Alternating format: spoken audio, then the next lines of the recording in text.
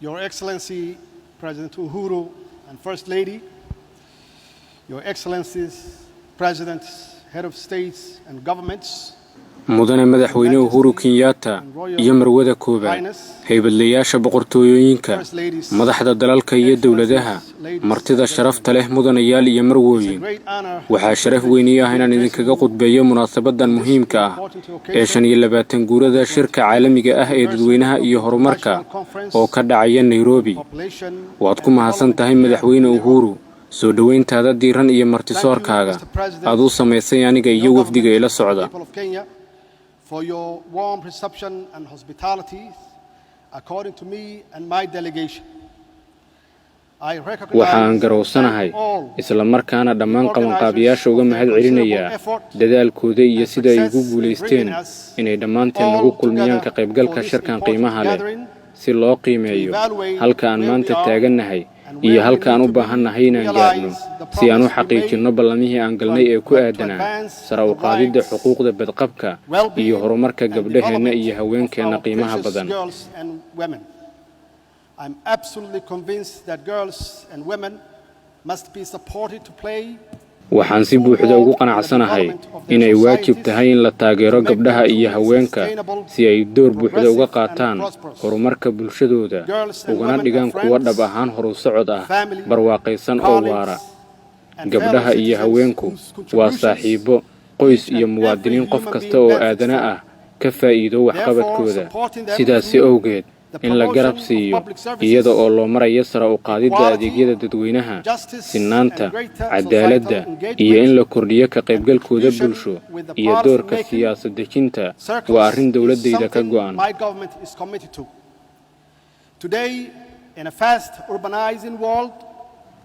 maanta oo caalamku si xawliya u magaaloobayo oo ay jiraan sinaan la'aan baahsan oo dhanka bulshada iyo dhaqaalaha ah sida adeegyada dadweynaha waxaa aasaasi ah inaan aqoonsanno inaanan kow joogin balse dariiq dheerina sugayo si aan u hirgelinno barnaamijka ICPD ee looga gol leeyahay in dhammaan dadweynaha si siman loogu faa'iideeyo. caalamkan isku xirmay cidna cidla kagama tegi karno waa inaan aqbalnaa inay jiraan caqabado aan wadaagno oo ku aadan hirgelinta kobaca dhaqaale oo loo siman yahay bixinta adeegyo dadweyne oo la heli karo iyo fursad u abuuridda dhalinyarada adduunka kuwaasi oo badankood ku nool qaaraddan Afrika. sidaas awgeed waxaa lagama maarmaan ah inaan si wada jir uga shaqeyno sidii aan u heli lahayn xalal wadaag ah aasaasi ahaan iskaashiga iyo qaybsiga culaysku waa dariiqyada kaliya ee aan ku gaari karno horumarka waara ee aan higsanayno sanadda 2030. Somalia has a young but growing population. Soomaaliya waxa ay leedahay dadweyne da'yar oo koror ku socdo isla markaana magaalooyinka xoog u soo galaya marka la tix raacayo qiyaasta tirakoobkii dadweyne ee sanadii 2014 laga sameeyay Soomaaliya dadweynaheenu ku dhawaad waa uu 3 jibaarmay muddo 20 sano gudaheed ah oo ah intii u dhaxaysay 1975 ilaa 2014. tan waxaa ku biiraya ilaa 2 milyan oo qurba joog ah oo caalamka ku firarsan. markasta xisaabta waxaan ku darnaa qurba joogta Soomaaliyeed maxaa yeelay waxa ay door weyn ka qaateen taageerada qoysaskooda bulshadooda iyo dalkooda markii ay jireen caqabadihii ugu adkaa ilaa haddana door weyn ayay ka ciyaaraan geediga aan ugu jirno gaaritaanka horumarka waara. brings opportunities and challenges for Somalia and 70% of our population kororka dadweyne ee Soomaaliya waxa uu wataa fursadihiisa iyo caqabadihiisa maadaama 70% dadweynuhu uu ahaan ka yar yahay 30. waxaa Soomaaliya ka jirta caqabad dhab ah oo la xiriirta bixinta fursadaha iyo adeegyada dadweyne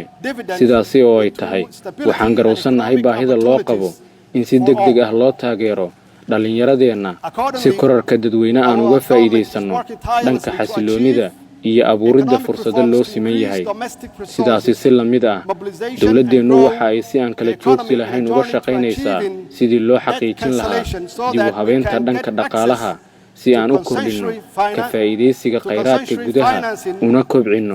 dhaqaalaha inta uu socdo dadaalka aan ku doonayno deyn cafiska si ay noogu suurto gasho helitaanka maalgelinta hay-adaha caalamiga ah ee maaliyadda taasi oo keenaysa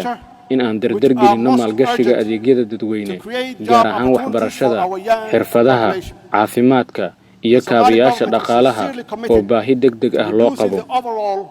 maternal mortality rate across the country by no less than 25% by 2030. dowladda Soomaaliya waxaa si dhab ah uga go'an inay hoos u dhigto xaddiga guud ee umuraaca dalka in aan ka yareyno 25 boqolkiiba sanadka 2030 iyada oo loo marayo tababaridda iyo shaqaalaysiinta kun umuliso oo dheeraad ah tirada heerkeedu sareeyo ee dhimashada hooyooyinka Soomaaliya waa mid muruga leh oo raataban ku reebta hooyooyinka iyo qoysaska dowladdeenu waxa ay si adag uga hawlgashay inay xalka dhibaatadan ku darto qorshaha horumarinta qaranka waxaana naga go'an inaan qorshaha si raacno annaga oo taageero ka helayna saaxiibadeena qaaliga ah waxaan si buuxda u aqoonsanahay in helitaanka hooyo caafimaad qabta gabar waxbaratay iyo adeegyo caafimaad oo baahidooda ka jawaabaya ay ka dhigan tahay bulsho wanaagsan oo barwaaqaysan xadgudubka jinsiga ku salaysan Soomaaliya waa ka dambi si ka duwan sawirka laga haysto haweenka Soomaaliyeed waa kuwa si dhab ah loo jecel yahay loo ixtiraamo loona qadariyo iyada oo loo arko udubdhexaadka ilbaxnimadeena iyo jiritaankeenna waa lafdhabarta bulshadeena iyo jiritaankeenna dadnimo xadgudubka ka dhanka ah gabdhaheenna iyo haweenkeennu waa sharci darro iyo foolxumo aan dowladdeenu si naba ugu dul qaadanaynin sidaasi oo ay tahay waxaan garowsanahay in shuruucda oo keliya aanay mar kasta ku filnayn wax ka qabashada arrintan sidaasi awgeed dowladdeenu waxa ay shuraako kala duwan kala shaqaynaysaa hirgelinta waxbarasho iyo tababaro ku saabsan dembinimada iyo waxyeelada bulsho ee xadgudubka jinsiga ku salaysan taasi oo looga gol leeyahay in dhammaan dadku fahmaan inta aan ku howlanahay dhammaan dadaalada aan ugu jirno sidii aan mustaqbal wanaagsan ugu abuuri lahayn gabdhaheenna iyo haweenkeenna waa inay naga go'an tahay inaan xoojinno iskaashiyadeenna si aan ugu gurmano arrimaha horumarineed ee ahmiyadda inoo leh innaga oo u marayna isweydaarsiga aqoonta isdhaafsiga khibradda iyo kaalmaynta dhanka dhaqaale ee dalalkeenna oo kale ah kuwaasi oo ku howlan geediga dib u soo kabashada dhaqaale oo ah arrin caqabadeeda wadata balse miro dhal leh gabagabadii Soomaaliya waxay sii wadi doontaa inay si joogto ah uga shaqeyso in caafimaadka iyo badqabka gabdhaheeda iyo haweenkeeda mudnaan gaar ah lagu siiyo geediga horumarka qaran gabdhaha iyo haweenka Soomaaliyeed waa ku dhawaad kala bar bulshada mana jiro qaran guuleysan kara iyada oo kala bar muwaadiniintiisii ugu wax soo saarka badnaa la hagraday laga gaabiyey ama la takooray sidaasi darteed taageerada gabdhaheenna iyo haweenkeennu waaba qorshaha horumarinta Soomaaliya waana mid wanaagsan mahadsanidin dhammaantiin